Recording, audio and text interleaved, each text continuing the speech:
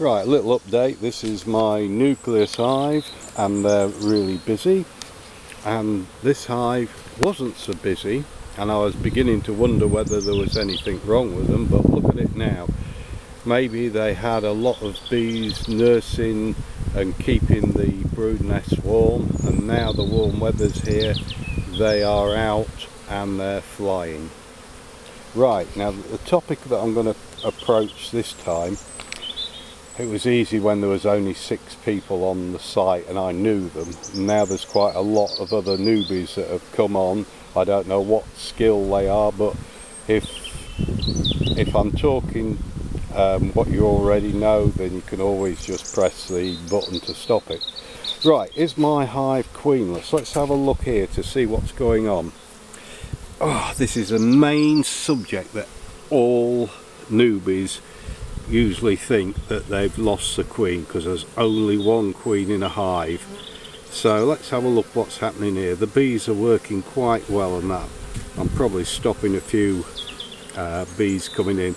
They're bringing quite a bit of pollen back, and as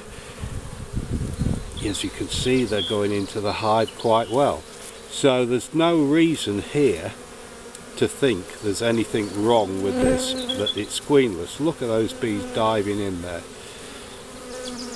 So there's nothing wrong. I know it's a bit low on food and I have to give them some food, but there's nothing there to suggest that the bees haven't got a queen. Right, now I've just opened this up. Now if these bees were queenless, you would usually find they're acting like a swarm. If there was a laying worker, they would put their feet down here, the back's risen, and you could hear the hum as well. So anyway, let's have a look in here. I'm just going to break that with my hands. Oh, she's laying right to the edge. Now look at this. We've got sealed brood, so we know now that the queen was here, and larvae and eggs all at the same.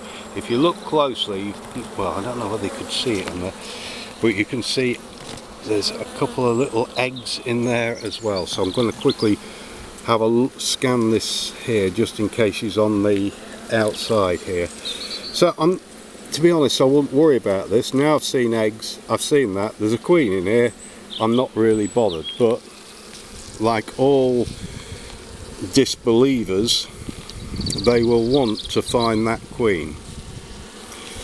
So we're just scanning. There's lots of pollen. If there was pollen in the middle here and there was lots of it and they were doing that arch back business, I can't see one doing it, but you would definitely know they want the queen in here. But obviously there's lots of brood.